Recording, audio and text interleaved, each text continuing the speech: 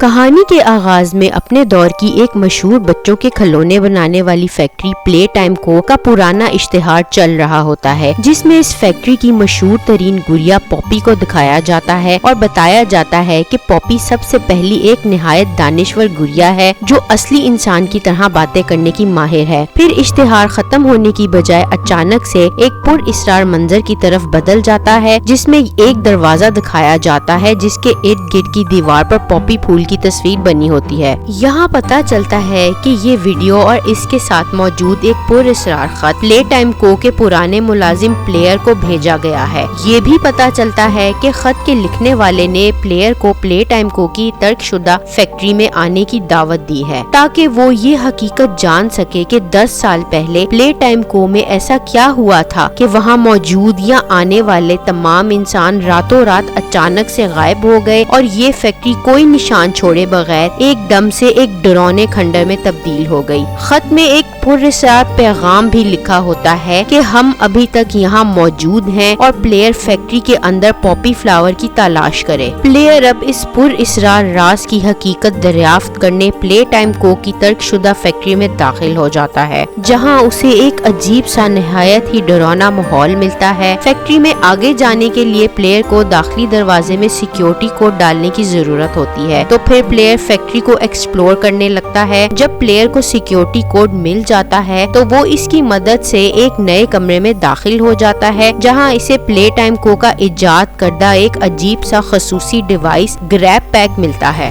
گریب pack 2 ہاتھوں سے بنا ڈیوائس ہوتا ہے جسے فیکٹری کے ملازم لمبے فاصلے پر موجود بھاری سامان کو اٹھانے، بجلی کے کاموں، بجلی بنانے اور فیکٹری کے مختلف حصوں میں جانے کے لیے استعمال کرتے تھے۔ فی الحال پلیئر کو گریب پیک صرف ایک بلو رنگ کے ہاتھ کے ساتھ ہی ملتا ہے جو زیادہ تر بجلی کے کاموں میں استعمال ہوتا ہے، اور اس خوفناک طرد شدہ فیکٹری میں یہ پلیئر کی حفاظت کا واحد سہارا بھی ہے۔ پلیئر گریب پیک کی مدد سے اب فیکٹری کی گرینڈ لابی میں داخل ہو جاتا ہے، جہاں اسے بچوں کا ایک مشہور کھلونا ہگی وگی بڑے سائز میں لابی کے بیچوں بیچ کھڑا ملتا ہے۔ ہگی وگی پلے ٹائم کو کا ایک کامیاب میسکوٹ تھا جو بچوں کا انتہائی پسندیدہ کھلونا تھا۔ پھر پلیئر گریب پیک کے بلو ہاتھ کی مدد سے فیکٹری کی بجلی کو بحال کرتا ہے۔ جب پلیئر گرینڈ لابی میں واپس آتا ہے تو ہگی وگی وہاں سے غائب ہو چکا ہوتا ہے۔ فیکٹری میں مزید آگے جا کر پلیئر کو گریب پیک کا ریڈ ہاتھ بھی مل جاتا ہے، جس کی مدد سے پلیئر اب بھاری سامان یا فاصلے پہ رکھا سامان آسانی سے اٹھا سکتا ہے۔ فیکٹری میں جگہ جگہ مختلف مقاموں پر کئی پرانی ویڈیو ٹیپس موجود ہوتی ہیں، جن کو دیکھ کر پلیئر فیکٹری کی کئی ہولناک حقیقتیں جان پاتا ہے اور ان سے پلیئر کو فیکٹری میں مزید آگے جانے میں بھی مدد ملتی ہے۔ پھر player make a friend assembly room میں داخل ہو جاتا ہے، جہاں سے نکلنے کے لیے پلیئر کو اپنا خود کا ایک کھلونا بنانا پڑتا ہے۔ پلیئر کامیابی سے اپنا کھلونا بنا کر جب اگلے کمرے میں داخل ہوتا ہے تو وہاں ہگی کا شیطانی کھلونا زندہ ہو کر پلیئر کا پیچھا کرنے لگتا ہے۔ ہگی سے چھٹکارا حاصل کرنے کے لیے پلیئر ہگی کو ایک تنگ راستے پر لے جا کر اس پر ایک بھاری ڈبہ گرا دیتا ہے اور اس طرح ہگی نیچے گہرائی میں جا گرتا ہے اور شاید مر جاتا ہے۔ پھر پلیئر کو ایک ویڈیو ٹیپ ملتی ہے جو ایک سائنٹسٹ کی ایکسپیریمنٹ لاگ تھی، جس میں یہ سائنٹسٹ ایک ایکسپیریمنٹ 1006 دا پروٹوٹائپ کے اچانک غائب ہونے کے بارے میں ذکر کر رہا ہوتا ہے۔ پلیئر کو بالآخر وہ دروازہ مل ہی جاتا ہے جس کی تصویر اس کے دعوت نامے والی ویڈیو ٹیپ میں موجود تھی اور جس کی تلاش کا ذکر خط لکھنے والے نے بھی کیا تھا۔ جب پلیئر اس دروازے میں داخل ہوتا ہے تو اسے یہاں ایک انتہائی صاف ستھرا بچوں کا کمرہ ملتا ہے،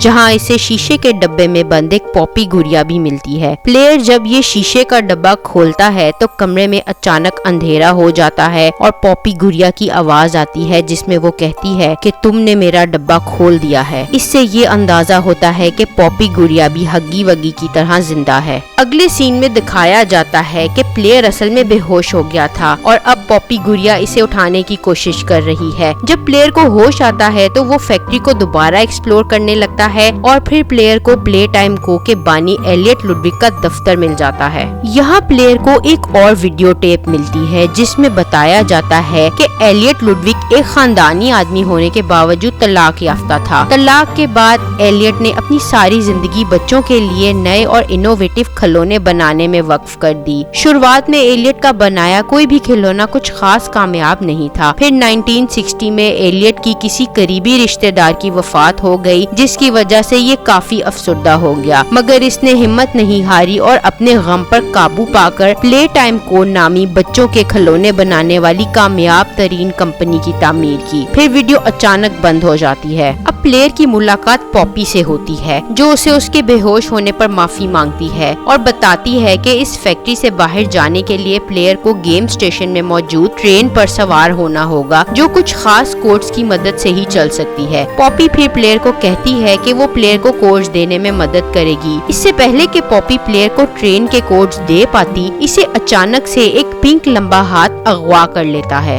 یہ پنک لمبا ہاتھ مومی لانگ لیگز نامی کھلونے کا ہوتا ہے، جو پلیئر کے گریب پیک کا ریڈ ہاتھ بھی توڑ دیتی ہے اور پلیئر کو ٹرین کے کوڈ حاصل کرنے کے لیے گیم اسٹیشن میں اپنی بنائی ہوئی 3 مشکل کھیلوں میں زبردستی حصہ لینے کا کہتی ہے۔ اگر پلیئر کسی ایک بھی کھیل میں ہار گیا تو مومی لانگ لیگز اسے ہمیشہ کے لیے پلے ٹائم کو میں قید کر لے گی۔ کھیل شروع کرنے سے پہلے پلیئر ریڈ ہاتھ کی جگہ گرین رنگ کا ایک نیا ہاتھ حاصل کر لیتا ہے، جو 10 سیکنڈ کے لیے بجلی کو اپنے ہاتھ میں پکڑ سکتا ہے اور جس کی مدد سے گرین سوئچ میں بجلی ڈال کر دروازوں کو مصنوعی طور پر کھولا بھی جا سکتا ہے۔ پہلے کھیل کا نام میوزیکل میموری ہوتا ہے، جس میں بونزو بنی نامی خرگوش کا کھلونا پلیئر پر اسی صورت میں حملہ کرے گا اگر پلیئر میوزک کی تال کو ترتیب کے مطابق چلانے میں ناکامیاب ہوگا۔ پلیئر کامیابی سے یہ آزمائش مکمل کر لیتا ہے اور مومی لانگ لیگز نہ چاہتے ہوئے ہچکچاہٹ سے پلیئر کو پہلا کوڈ دے دیتی ہے۔ اگلے کھیل کا نام ویکا وگی ہوتا ہے، جس میں پلیئر نے سوراخوں سے نکلنے والے وگیز کو باری باری مارنا ہوتا ہے۔ یہ آسان سا دکھنے والا کھیل خوفناک موڑ تب لیتا ہے جب سوراخوں سے چھوٹے قد کے ہگیز باہر آنا شروع ہو جاتے ہیں اور کھیل نہایت تیز ہو جاتا ہے، مگر پلیئر اس کھیل میں بھی کامیاب ہو جاتا ہے اور مومی لانگ لیگ سے دوسرا کوڈ بھی حاصل کر لیتا ہے۔ مومی لانگ لیگز پلیئر کی کامیابی کو دیکھ کر انتہائی غصہ ہوتی ہے اور آخری کھیل میں پلیئر کی ناکامیابی کو یقینی بنانے کے لیے دھاندلی کر کے پلیئر کا کھیل تک پہنچنے والا راستہ لاک کر دیتی ہے۔ تیسرے کھیل کے راستے کی تلاش کے دوران پلیئر کو ایک اور ویڈیو ٹیپ ملتی ہے، جس کے مطابق فیکٹری کے کئی ملازموں نے فیکٹری میں مختلف مقامات پر راکشسوں کو دیکھنے کا دعویٰ کیا ہے اور اپر مینجمنٹ کو رپورٹ بھی کیا ہے، مگر اپر مینجمنٹ یہ تمام دعوے جھٹلا دیتی ہے۔ پلیئر تیسرے کھیل کی طرف جانے کا راستہ تو تلاش کر لیتا ہے، مگر یہ راستہ اسے لاک ملتا ہے۔ یہاں ہگی وگی کی طرح دکھنے والا ایک پنک رنگ کا کھلونا کسی مسی آتی ہے اور پھر کسی مسی پلیئر کی مدد کر کے یہ لاک کھول دیتی ہے۔ آخری کھیل کا نام اسٹیچو ہوتا ہے، جو پلیئر کو مومی لانگ لیگز کی دھاندلی کی وجہ سے زبردستی گہرے اندھیرے میں کھیلنا پڑتا ہے۔ یہاں ایک پی جے پلگا پلر نامی کیٹاپلر پلیئر کا پیچھا کر رہا ہوتا ہے اور یہ پلیئر پر صرف تبھی حملہ کر سکتا ہے جب پلیئر اس کی طرف نہ دیکھ رہا ہو۔ جیسے جیسے پلیئر کامیابی کی طرف جا رہا ہوتا ہے، ویسے ہی مومی لانگ لیگز کا غصہ بڑھنے لگتا ہے اور مومی لانگ لیگز غصے میں آ کر پلیئر کا پیچھا کرنے لگتی ہے، مگر پلیئر اپنے گرین ہاتھ کی مدد سے مومی لانگ لیگز کو ایک گرائنڈر میں پھنسا دیتا ہے اور اس طرح مومی لانگ لیگز مر جاتی ہے۔ یہاں دکھایا جاتا ہے کہ مومی لانگ لیگز کے بچے ہوئے جسمانی حصے کو پکڑنے کے لیے ایک لوہے کا عجیب سا ہاتھ آتا ہے،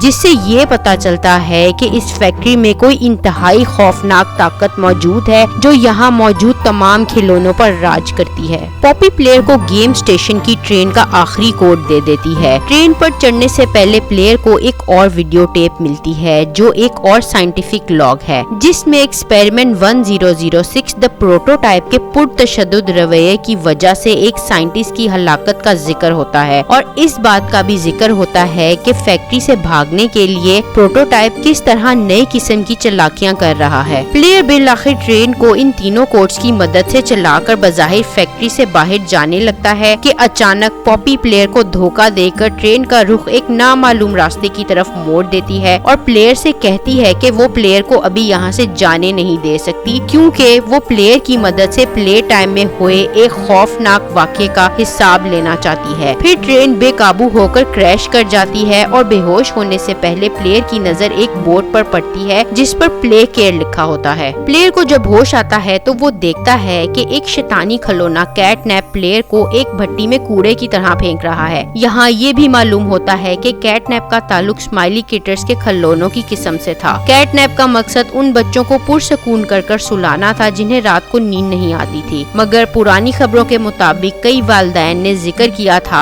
कि कैटनैप की वजह से इनके बच्चों को अजीब से डरावने ख्वाब आना शुरू हो गए थे, जिसकी वजह से प्ले टाइम को ने जांच पड़ताल करने के लिए कैटनैप के तमाम खिलौनों को मार्केट से वापस मंगवा लिया था। प्लेयर अपनी महारत दिखाकर इस आग की भट्टी से बाहर आ जाता है। फिर प्लेयर को ओली नामी लड़के की कॉल आती है जो प्लेयर को बताता है कि वो प्लेयर का दोस्त है और इसकी मदद करना चाहता है। ओली ये भी बताता है कि यहाँ से निकलने का एक ही रास्ता है, वो है कैटनैप को हराना, जिसके लिए प्लेयर को पहले कैटनैप के इलाके में जाना होगा। जब प्लेयर कैटनैप के इलाके में जाता है तो पता चलता है कि ये इलाका दर हकीकत एक यतीम खाना है, जिसे एलियट लुडविक ने यतीम बच्चों को महफूज घर देने के लिए बनाया था। ओली प्लेयर को कैटनैप के खुफिया हथियार रेड स्मोक के बारे में भी आगाह करता है और बताता है कि ये एक हेलुसिनेशन पैदा करने वाली गैस है। फिर ओली की मदद से प्लेयर गैस प्रोडक्शन जोन में पहुंच जाता है जहां रेड स्मोक बनाई जाती है। ओली के मुताबिक ये गैस धमाका खेज है और इसकी प्रोडक्शन रोकने के लिए इसकी बिजली को प्ले केयर के दूसरे हिस्सों में मुंतकिल करना होगा। ओली ये भी बताता है कि कैटनैप तक पहुंचने के लिए इस गैस की प्रोडक्शन को रोकना बहुत जरूरी है।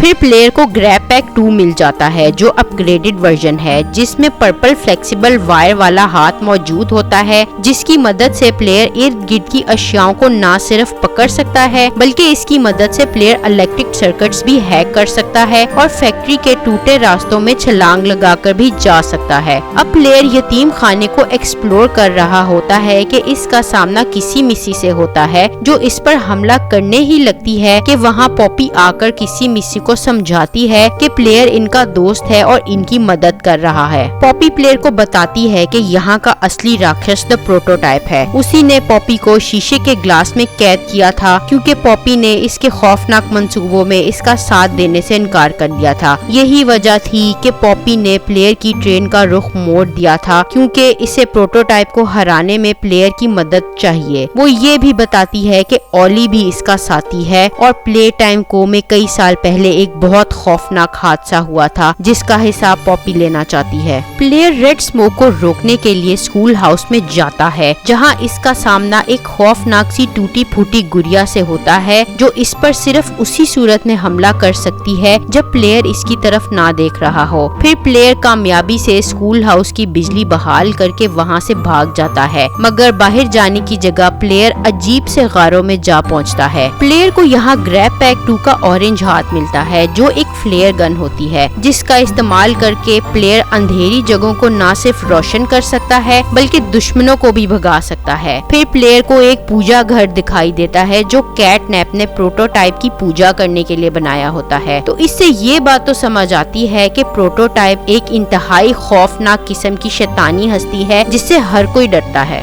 अब प्लेयर प्ले हाउस में दाखिल हो जाता है जहां जाने से ओली ने इसे खास तौर से मना किया था। यहाँ प्लेयर को छोटे छोटे स्माइलिंग किटर्स मिलते हैं जो प्लेयर को खाने की कोशिश करते हैं, मगर प्लेयर इनको अपनी फ्लेयर गन की मदद से भगाने में कामयाब हो जाता है। यहाँ जेल के एक हिस्से में प्लेयर की मुलाकात डॉग डे से होती है जो स्माइलिंग किटर्स के खिलौनों का लीडर होता है और स्माइलिंग किटर्स के खिलौनों में से आखिरी जिंदा बचा हुआ खिलौना होता है। डॉग डे प्लेयर को आगाह करता है कि कैटनैप प्रोटोटाइप को जुनून की हद तक पूछता है और उसे अपना खुदा मांगता है। वो ये भी बताता है कि जो भी प्रोटोटाइप की मुखालफत करता है कैटनैप उसे मार डालता है और अब पॉपी और प्लेयर ही इन सब खिलौनों को बचा सकते हैं। फिर छोटे किटर्स आकर डॉग डे को जिंदा खाकर मार डालते हैं। प्लेयर बिल आखिर रेड स्मोक की प्रोडक्शन रोकने में कामयाब हो जाता है और कैटनैप का सामना करता है। अपने पर्पल हाथ की मदद से प्लेयर कैटनैप को जख्मी करने में कामयाब हो जाता है, लेकिन फिर अचानक प्रोटोटाइप का हाथ आकर कैटनैप को मारकर ऊपर की तरफ अपने साथ ले जाता है। कैटनैप के मरने के बाद पॉपी प्लेयर को प्ले टाइम को में होने वाले खौफनाक वाक़े की हकीकत बताने का फैसला करती है। पॉपी प्लेयर को ये भी बताती है कि प्लेयर को पुरइसरार खत पॉपी ने ही भेजा था क्योंकि वो चाहती थी कि प्लेयर फैक्ट्री वापस आए और प्रोटोटाइप को हराने में पॉपी की मदद करे। पॉपी प्लेयर को एक वीडियो टेप देती है जिसमें ये हौलनाक वाकया रिकॉर्ड होता है।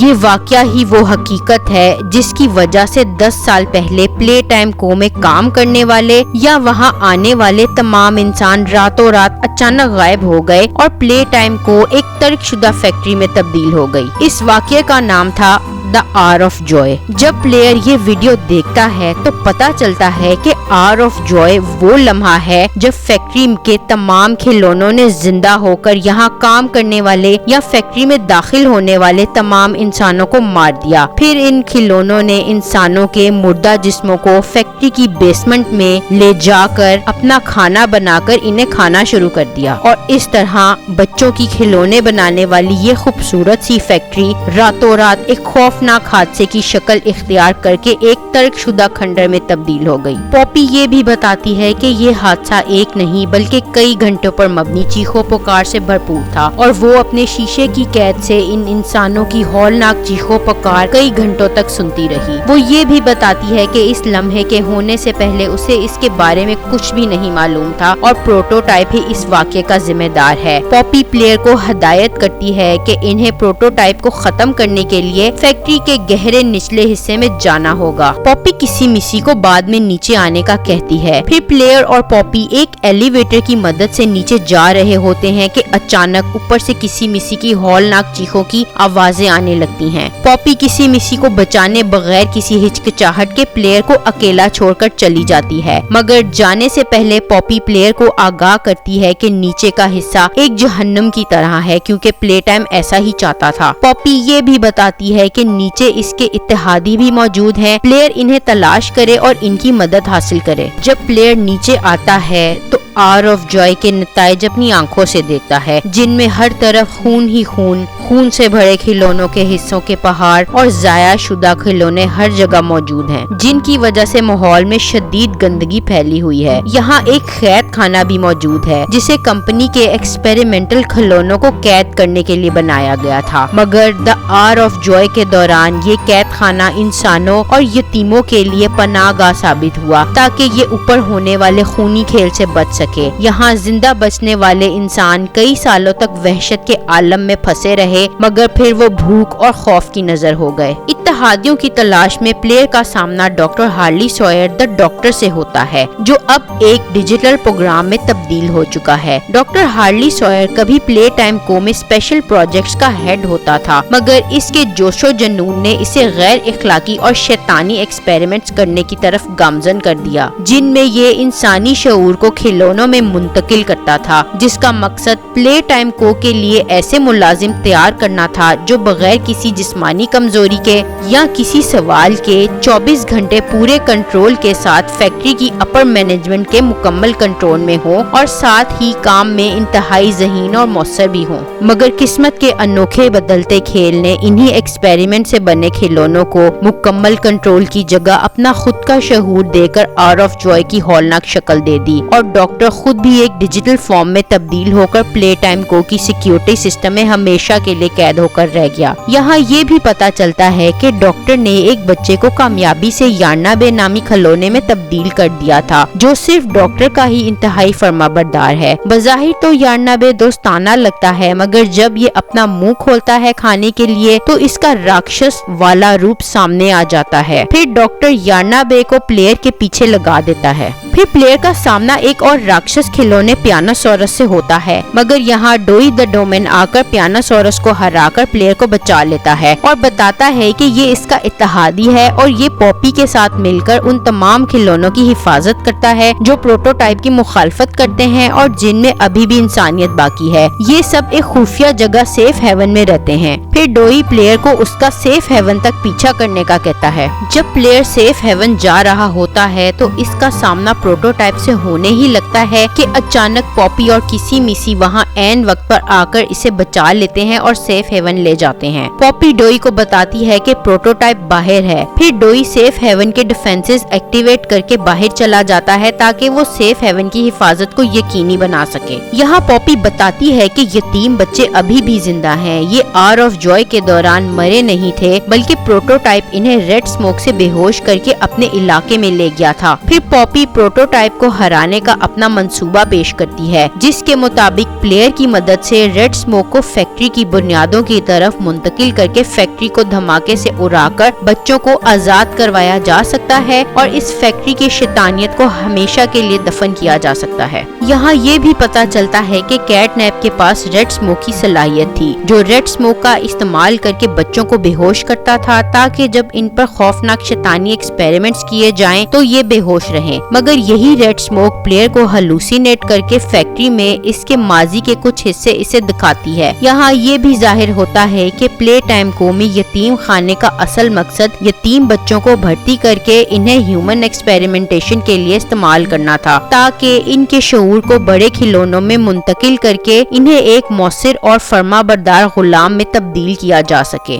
डोई बताता है कि डॉक्टर ही वो शख्स है जिसने यहाँ मौजूद इंसानों पर ह्यूमन एक्सपेरिमेंटेशन करके इन सब को खिलौनों में तब्दील किया था। ये इन्हें मुख्तलिफ अजियतें देता था, इनके साथ जबरदस्ती करता था, इन्हें भूखा रखता था और इन्हें इंसानों को खाने पर मजबूर करता था। डोई ये भी बताता है कि सेफ हेवन का पावर ग्रिड वाहिद सिस्टम है जिसे डॉक्टर एक्सेस नहीं कर सकता, मगर ये कमजोर हो गया है और इसे ठीक करने के लिए प्लेयर को डॉक्टर को हराकर इसका ओमनी हैंड हासिल करना होगा। इस ओमनी हैंड की मदद से प्लेयर के पास फैक्ट्री के सिस्टम्स एक्सेस करने की सलाहियत आ जाएगी। वो ये भी बताता है कि फैक्ट्री की फाउंडेशन में धमाका करने के लिए भी प्लेयर को ओमनी हैंड की जरूरत पड़ेगी। एक वीडियो टेप में ये दिखाया जाता है कि डोई द डोमेन के अंदर 3 मुख्तलिफ बच्चों का शहूर शामिल किया गया था, जिनमें सबसे पहला मैथ्यू नामी लड़का था जिसकी लीडर जैसी पर्सनैलिटी थी, दूसरा केविन जो पुरतशद्दुद हो जाता था जब स्ट्रेस में होता था, और तीसरा जैक नामी लड़का था जो मासूम और रहम दिल का मालिक था।